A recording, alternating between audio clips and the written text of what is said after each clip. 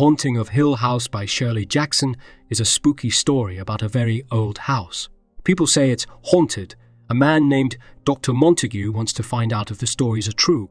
Dr. Montague is smart and likes to study ghosts. He picks some people to come and stay in Hill House with him. They are Eleanor, Theodora, and Luke. Eleanor is a young woman. She took care of her sick mom for a long time. Theodora is fun and likes to make jokes. Luke is going to own Hill House one day. The house is big and dark. It has lots of rooms and hallways that twist and turn. The doors won't stay open, and the walls are crooked. A woman named Mrs. Dudley takes care of the house. She is grumpy and never smiles.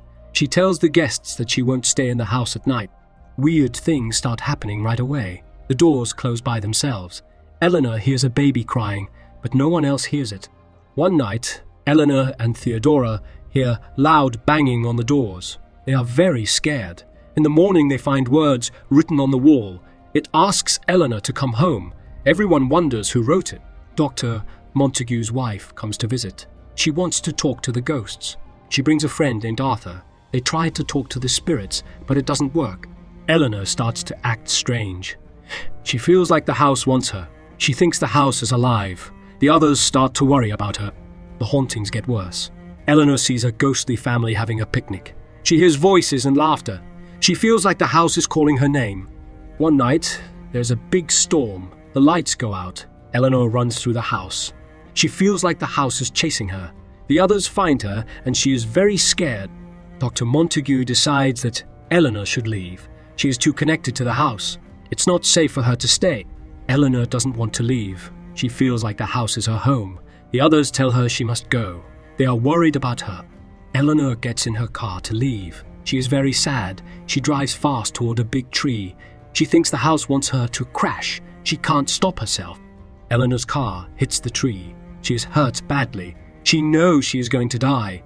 She feels like she's finally going home. The others are very sad. They leave Hill House. They know they can never forget what happened. Dr. Montague writes a book about the haunting. But people don't believe him. Hill House stays empty and haunted. The story ends with the house. It is dark and quiet. It is waiting for the next person to come inside. The Haunting of Hill House is a story about ghosts and fear. It's also about loneliness and wanting to belong. It makes you wonder if ghosts are real or if they are in our minds. It's a story that will make you think. It might even make you a little scared, but that's what makes it a good story.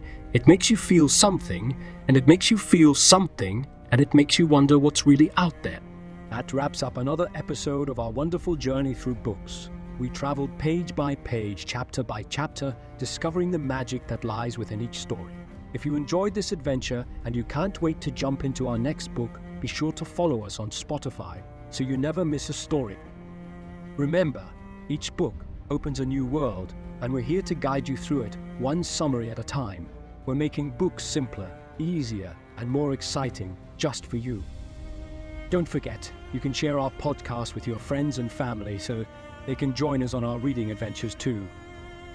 And until our next book-filled journey, keep reading, keep learning, and most importantly, keep dreaming. This is Redis, the podcast that brings books to life for everyone.